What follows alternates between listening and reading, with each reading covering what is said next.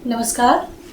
आज की इस वीडियो में हम आपका बंटी का 9वां भाग पर चर्चा करेंगे। 9वें भाग पर चर्चा करते हुए मैं ये बताना चाहूँगी कि हमने पिछला जो अध्याय था उसमें हमने ये पढ़ा था कि उस अध्याय की जो प्रमुख घटना थी वो थी बंटी का मम्मी के द्वारा चांटा खाना। तो उसका जब वो चांटा खाता है उसके बाद जब वो बाहर चला जाता है तो उस भाग में हमने ये देखा कि उस चांटा खाने में बंटी की क्या प्रतिक्रिया थी और बंटी की क्या मानसिक स्थिति थी उस वक्त जब उसकी मम्मी ने उसे मारा, और उसके बाद वो कैसा सा महसूस कर रहा था। ये सब हमने 8वें भाग में पढ़ा। इस भाग में उसी घटना का असर उसकी माँ पर किस तरीके से पड़ता है और इस घटना के साथ ही उसकी माँ के द्वारा उसके अपने नए संबंध जो कि डॉक्टर जोशी के साथ बना है उसको लेकर उनके क्या मन में चल रहा है और वो कैसा महसूस कर रही है, इस भाग में हम ये सब देखेंगे। ये भाग अपने आप में बहुत महत्वपूर्ण है और कहीं ना कहीं कहानी का ये एकदम मध्य है, इस उपन्यास का एकदम मध्य है जहाँ पर अजय, शकुन, बंटी और डॉक्टर जोशी चारों ही इस फ्रेम में आपको नज़र आएंगे। इसकी शुरुआत वहाँ से होती है जब बंटी चांटा खाता है और उसके बाद पिछले अध्याय में बंटी और माँ दोनों टेबल पर बैठकर इस बारे में बात करना चाहते हैं लेकिन बंटी कुछ नहीं बोलता है। वहीं से ये भाग जो है शुरू होता है और उसके बाद जब बंटी कुछ नहीं बोलता है उसके बाद उसकी मम्मी शकुन उसे सुला देती है और वो सो जाता है, लेकिन शकुन सो नहीं पाती है और उस घटना को याद करते हुए बहुत सारी बातें जो है उस समय उसके मानस पर चल रही होती है, उन्हीं को इस अध्याय में बताया गया है। सबसे पहले तो बंटी के चांटा खाने की जो घटना थी उसका असर न केवल बंटी और शकुन पर पड़ता है बल्कि उसका असर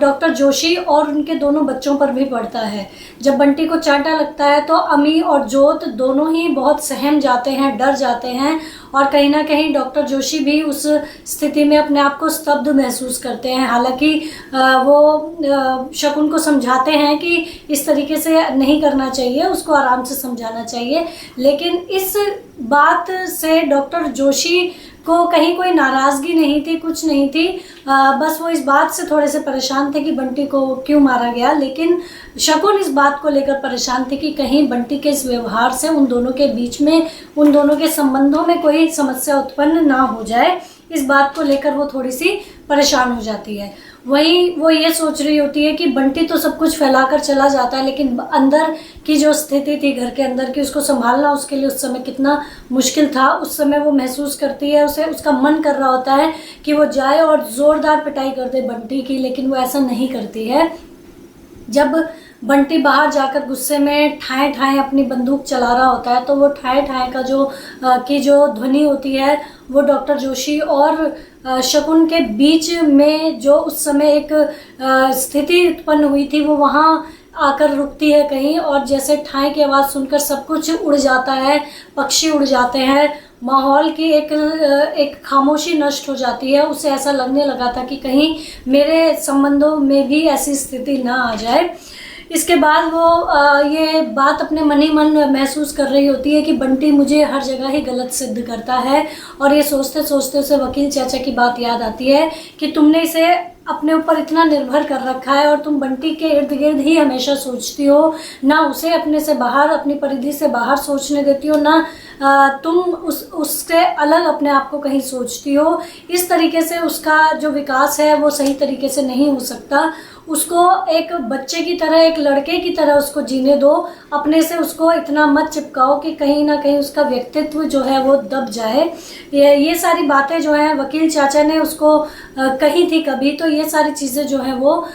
उस समय पर महसूस करती है कि ये सारी बातें उन्होंने कही थी। और उन्होंने ये भी कहा था उन्हें कि बंटी को जब तक तुम अपने से मुक्त नहीं करोगी उसका सही विकास हो भी नहीं पाएगा।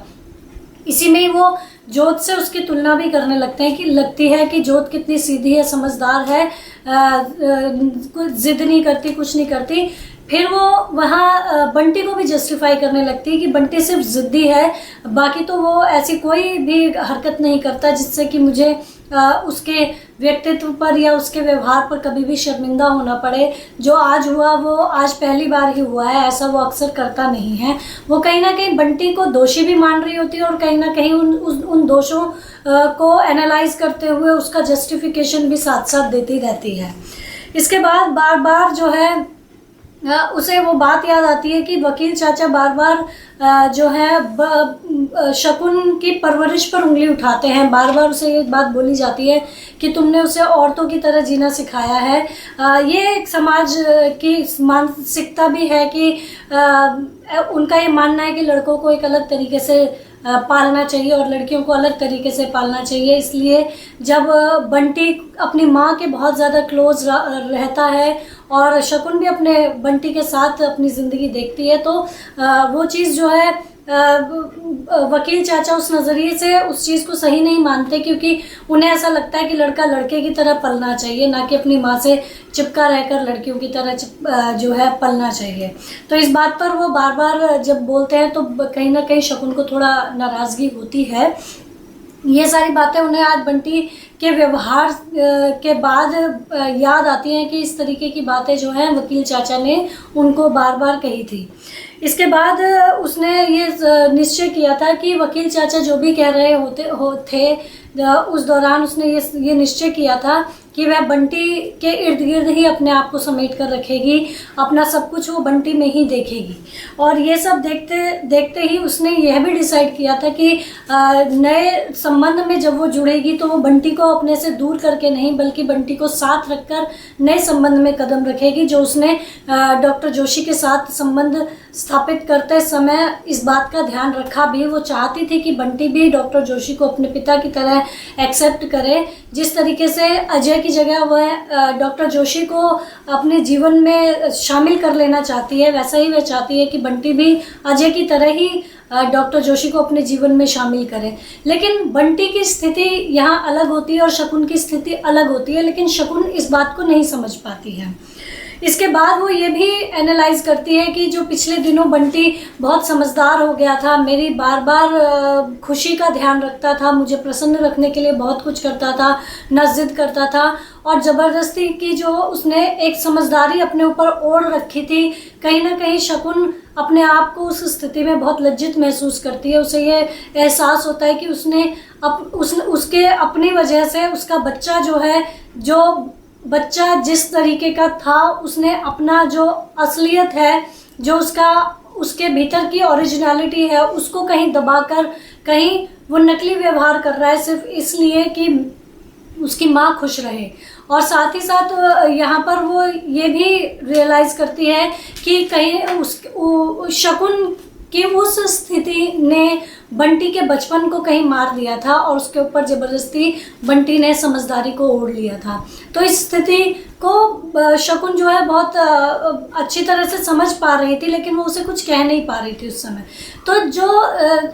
बंटी उस समय समझदारी दिखा रहा था, उस समझदारी से न केवल बंटी अपने आप को असहज महसूस कर रहा था, बल्कि बंटी की माँ शकुन भी उस स्थिति में अपने आप को असहज महसूस कर रही थी। और उसके बाद से ही बंटी के लिए जो है, इन सब घटनाओं के बाद बंटी को लेकर शकुन एक निर्णय लेती है कि अब वो बंटी को अपने आप से थोड़ा अलग करके उसको अधिक आत्मनिर्भर बनाने का प्रयास करेगी। इसके साथ ही उसे डॉक्टर जोशी की भी बात याद आती है कि उन्होंने बहुत आसानी से कह दिया था कि ये जो तुम्हारा माँ बेटों का ये जो ज़रूरत से ज़्यादा एक दूसरे से चिपका रहना है, ये कहीं ना कहीं गलत है। और इस बात को वकील चाचा ने जब कहा था तब शकुन उतना नहीं समझ पाई थी, लेकिन जब डॉक्टर जोशी ने इस बात को कहा था तो इस बात को वो बहुत अच्छी तरह समझती है और उसके बाद से ही वो उससे अपने से अलग सुलाना शुरू कर देती है। तो ये बात यहाँ इस ओर इशारा भी करती है कि डॉक्टर जोशी की बातों को वो अपने जीवन में कितना ज़्यादा उतारती है और वो डॉक्टर जोशी के साथ कितनी आत्मीयता महसूस करती है कि अपने जीवन के बहुत इम्पॉर्टेंट डिसीजंस भी वो उनकी सलाह से ले लेती है। इसके बाद ही वो ये बात भी अपने भीतर बार बार इस बात को मथती रहती है कि मैंने नए संबंध में जो कदम बढ़ाया है वो सिर्फ मैंने अपनी खुशी के लिए नहीं, या अपने सुख के लिए नहीं बढ़ाया है, बल्कि बंटी क्योंकि अकेला है इसलिए वो सिर्फ मेरे इर्द गिर्द रहता है या मैं उसे अपने से चिपकाए रखती हूँ। जब वो नए घर में जाएगा, डॉक्टर जोशी के फैमिली के साथ जुड़ेगा, तब उसे 2 भाई बहन भी मिलेंगे, अपनी उम्र के बच्चों के साथ रहेगा, तो वो आत्मनिर्भर भी बनेगा और उसका सही विकास भी हो पाएगा, जिसका जिक्र बार बार वकील चाचा उससे करते रहे थे। तो ये सब बातें वो अपने आप को ही बोलकर इन चीज़ों का जस्टिफिकेशन देती जा रही थी कि मैंने कुछ गलत नहीं किया इस संबंध में जाकर, और ये बार बार जस्टिफिकेशन देने का कारण ये था कि कहीं ना कहीं उसके भीतर एक अपराध बोध था कि मैंने इस संबंध में जाकर कहीं कोई गलती तो नहीं कर रही हूँ, कहीं मैं बंटी के प्रति कुछ अन्याय तो नहीं कर रही हूँ। इसके साथ साथ उसे ये बात, डॉक्टर जोशी की ये बात याद आती है कि जहाँ पर आपके भीतर गिल्ट होता है वहीं आप जस्टिफिकेशन भी देते हैं। तो बार बार ये जो जस्टिफिकेशन होता है, शकुन को लगता है कि कहीं ना कहीं मेरे भीतर इस चीज़ का गिल्ट है कि मैंने जो है बंटी के लिए कुछ गलत तो निर्णय नहीं ले लिया है, जैसे कि अजय के साथ जीवन जीते हुए मैंने गलत निर्णय लिया था, कहीं यहाँ भी मैं कोई गलत निर्णय तो नहीं ले रही हूँ और कहीं इसका खामियाजा बंटी तो नहीं भुगतेगा। इस चीज़ को देखते हुए बंटी को लेकर वो ये महसूस करती है कि मैं जो इस नए संबंध में अपना कदम आगे बढ़ा रही हूँ वो मैं बंटी के साथ ही बढ़ाऊंगी, बंटी को अलग करके नहीं बढ़ाऊंगी। इस तरीके से सोचते हुए वो नए और पुराने अपने संबंधों की तुलना भी मन ही मन करती है कि डॉक्टर जोशी कितनी आसानी से मेरी बड़ी बड़ी समस्याओं का समाधान अपनी सामान्य सी बातों से कर देते हैं। जितना मैं इन दिनों खुश महसूस कर रही हूँ उतना मैंने कभी भी अजय के साथ महसूस नहीं किया था। वो ये महसूस करती है कि जितना अपने भीतर भरा पूरा वो महसूस और खुश महसूस करती है डॉक्टर जोशी के साथ, उसने अजय के साथ ऐसा कभी भी महसूस नहीं किया था। उसे ये एहसास भी होता है कि बाहर से सब कुछ वैसा ही था, घर भी वैसा ही है, बंटी भी वैसा ही है, फूफी भी वैसी ही है, कॉलेज भी वैसा ही है, लेकिन अंदर उसके बहुत कुछ बदला था। वो जो बदलाव था वो उसे प्रेमपूर्ण बदलाव लगा था, जिसकी कमी उसे हमेशा अजय के साथ महसूस हुई थी। और प्रेम के प्रति जो उसका दृष्टिकोण था वो इस भाग में नजर आता है कि जब डॉक्टर जोशी की दी हुई साड़ी को वो पहनकर बंटी को लेकर घूमने जाती है, तब जिस तरीके से डॉक्टर जोशी उसे देखते हैं उसका रोम रोम प्रेम से भर उठता है। और इस प्रेम में वो ऐसा महसूस करती है कि ऐसा प्रेम उसने अजय के साथ कभी महसूस नहीं किया। उसका ये प्रेम किशोर अवस्था के प्रेम जैसा उसे प्रतीत होता है। उसे लगता है कि प्रेम में जो ये एहसास है, ये एहसास ही अपने आप में किशोर होना होता है, ना कि एक उम्र जो किशोर होती है उस समय जो प्रेम हो उसे किशोर प्रेम कहा जाए। तो उसे ऐसा महसूस होता है कि वही उमंग, वही ताजगी वो अपने प्रेमपूर्ण संबंध में महसूस कर रही है जो नए नए जोड़ों को महसूस होती है और जो उसने कभी भी अजय के साथ महसूस नहीं की थी। इसके साथ ही उसे ये भी याद आता है कि उसने किस तरीके से प्रेम प्रस्ताव जो है डॉक्टर जोशी के सामने रखा था, ये पूछकर कि क्या तुम्हें कभी अपनी पत्नी की याद नहीं आती। तो इस पर बात करते हुए जब डॉक्टर जोशी अपनी बात शुरू करते हैं तब कहीं ना कहीं शकुन के मन में ये रहता है कि वो मेरे प्रेम प्रस्ताव को स्वीकार करें और मुझे भी स्वीकार करें। और इसी बात को आगे बढ़ाते हुए वो बहुत ही सरल शब्दों में शकुन से ये बात कहते हैं कि मेरी पत्नी का जो किस्सा है, जिसका उनकी पत्नी का नाम प्रमिला होता है, तो वो कहते हैं उससे बहुत स्पष्ट शब्दों में कहते हैं कि प्रमिला का जो अध्याय था वो मेरा निजी अध्याय है, इतना निजी कि मैं उसे तुम्हारे साथ तो क्या अपने साथ भी डिस्कस नहीं करना चाहता। और उसकी इस बात को सुनकर शकुन कहीं मन ही मन ये सोचती है कि मेरा ऐसा निजी कभी नहीं रहा कि जिसे मैं सिर्फ अपने तक सीमित रख सकूं। डॉक्टर जोशी के पास आज भी ऐसा निजी है जिसे वो मुझसे क्या अपने आप से भी कभी डिस्कस नहीं करना चाहते। और इसी बात में वो आगे जो बात बोलते हैं उस बात ने शकुन के जीवन को बिल्कुल परिवर्तित कर दिया था। डॉक्टर जोशी उसे बताते हैं कि अब अपनी पत्नी को याद करने का अब कोई मेरे पास कारण भी नहीं है, अब मेरे जीवन में तुम हो, इतना ही काफ़ी है। और उनका ये जो प्रेम था जो कि क्या कहेंगे बहुत अस्पष्ट था, उस प्रेम में स्पष्टता उसके बाद आनी शुरू हो जाती है। तो कई बंटी का जो चांटा खाने वाला जो वाकया घटता है उससे डॉक्टर जोशी और शकुन के संबंधों को भी इस अध्याय में उसके उस विचार के साथ कि वो घटना कैसे घटी, क्यों घटी और उसके पीछे के क्या कारण थे, उसके साथ साथ इनका संबंध भी इस अध्याय में आगे बढ़ता चला जाता है। इसके बाद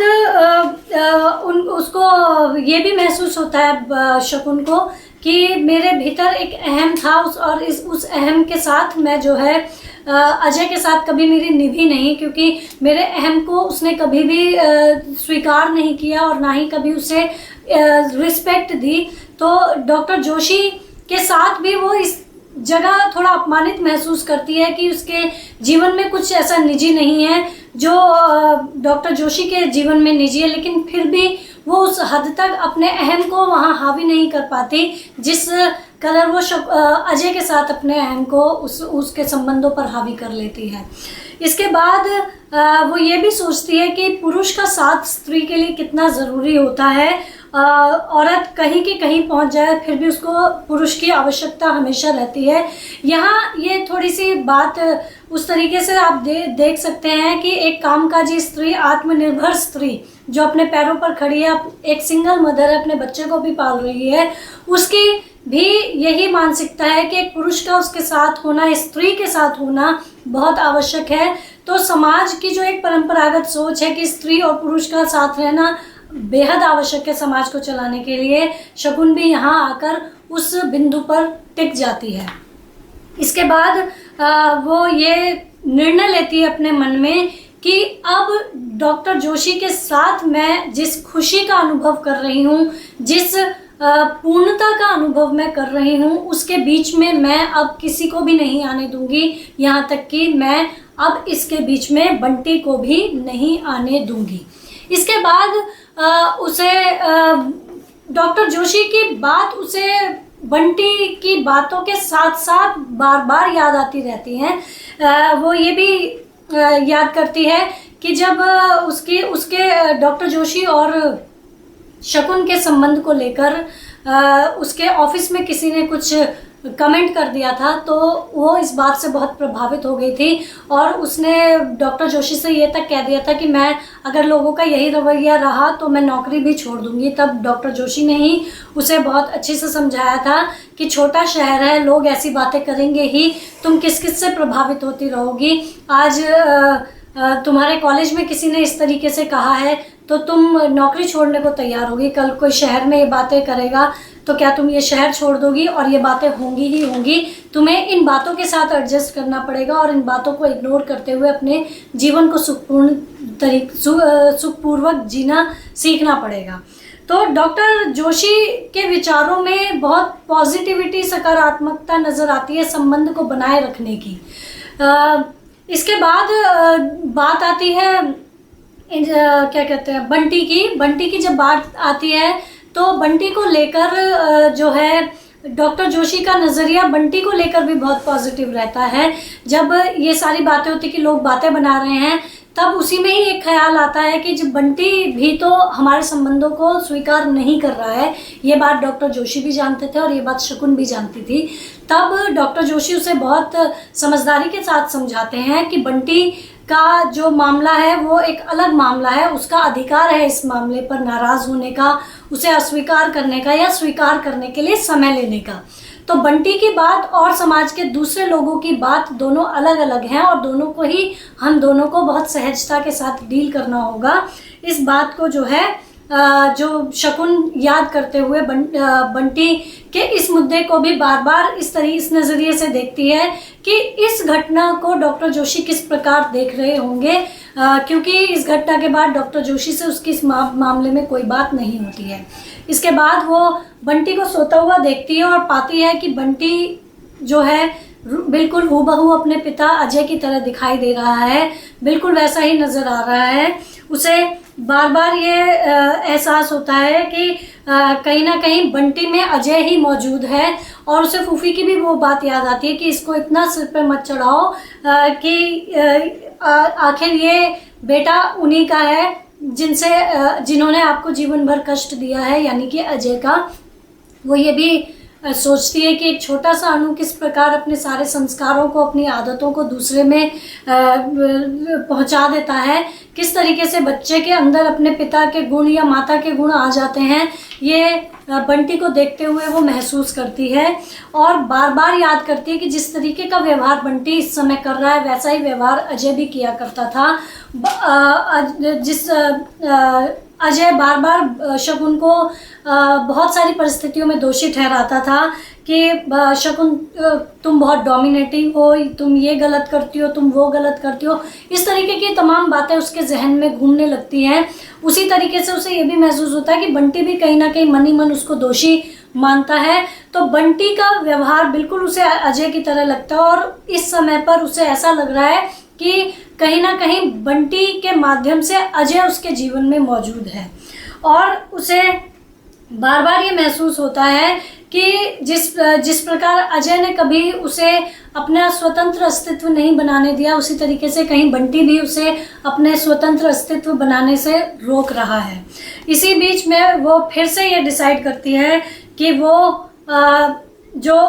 बंटी है वो अजय और उसके बीच के जो संबंध थे उनके बीच सेतु नहीं बन सका, तो अब वो डॉक्टर जोशी और अपने बीच के संबंधों में उसे दरार भी नहीं बनने देगी और वो ये बाधा भी नहीं बनने देगी और इस बात को वो बहुत अच्छी तरीके से अपने मन में बैठा लेती है कि वो अब बंटी के लिए कुछ ना कुछ ज़रूर सोचेगी, कुछ ऐसा जिससे कि उन दोनों के बीच के संबंध खराब ना हो और बंटी के लिए भी ठीक रहे। और ये सब सोचते सोचते वो पलंग पर लेट जाती है और अगले दिन की शुरुआत होती है। अगले दिन की शुरुआत बंटी के सोकर उठने से होती है, जहां वो उसे देखते ही पिछली रात को जो भी उसने डिसाइड किया था बंटी को लेकर कि वो अपने और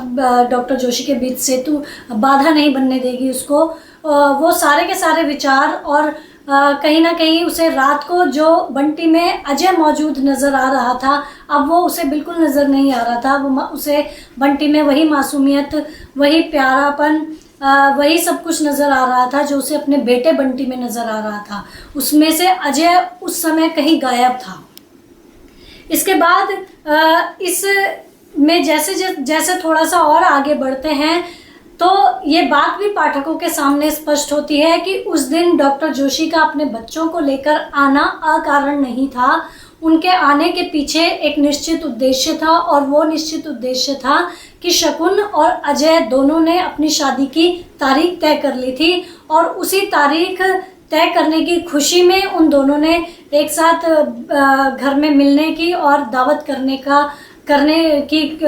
की प्लानिंग की थी, जिसके तहत डॉक्टर जोशी उस दिन उनके घर आते हैं, जिसकी सूचना बंटी को नहीं होती है। इसके बाद उसे ये रियलाइज़ होता है कि कहीं ऐसा तो नहीं बंटी के इस व्यवहार के बाद मेरे जीवन का ये जो एक मधुरतम अध्याय शुरू हुआ था कहीं ये समाप्त तो नहीं हो जाएगा। और इसी डर में फिर वो अपने आप को बार बार डालती है इस कश्मकश में और बार बार अपने आप को समझाकर बाहर निकालती कि नहीं, ये अध्याय मेरा अब कभी समाप्त नहीं होगा, क्योंकि अब मैं इसमें अपने अस्तित्व को बहुत क्लियरली देख पा रही हूँ और मैं अपने अस्तित्व को यहाँ पर बनाए रखूँगी। इसके बाद वो ये भी डिसाइड करती है मन ही मन कि अगर बंटी ने सहज रूप से डॉक्टर जोशी को स्वीकार नहीं किया तो बंटी को वह अजय के पास भेज देगी। और जबकि इससे पहले के अध्यायों में हमने ये भी देखा था कि वो अजय के पास बंटी को बिल्कुल नहीं भेजना चाहती थी, क्योंकि वह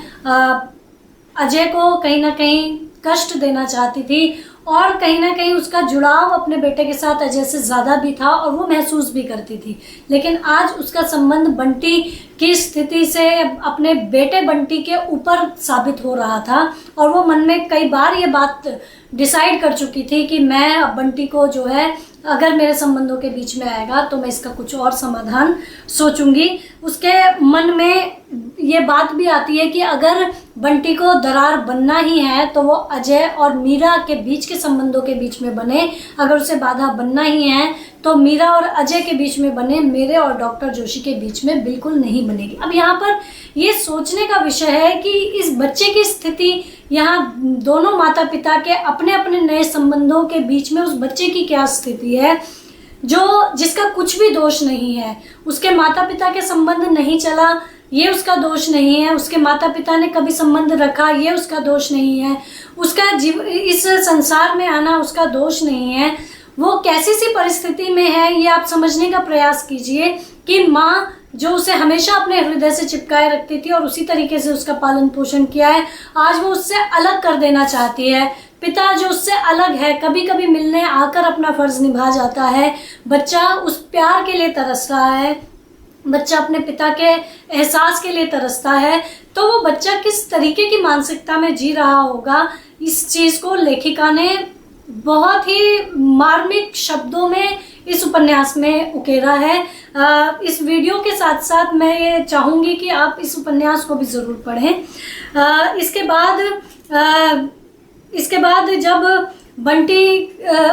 उसको जब ये डिसाइड कर ले, मतलब शकुन भी इस स्थिति में अपने आप को बहुत ही उलझा हुआ महसूस कर रही है। वो बार बार सोच रही है कि मैं बंटी को अलग कर दूंगी, लेकिन बार बार उसको अपना बेटा उस तरीके से भी याद आता है। जब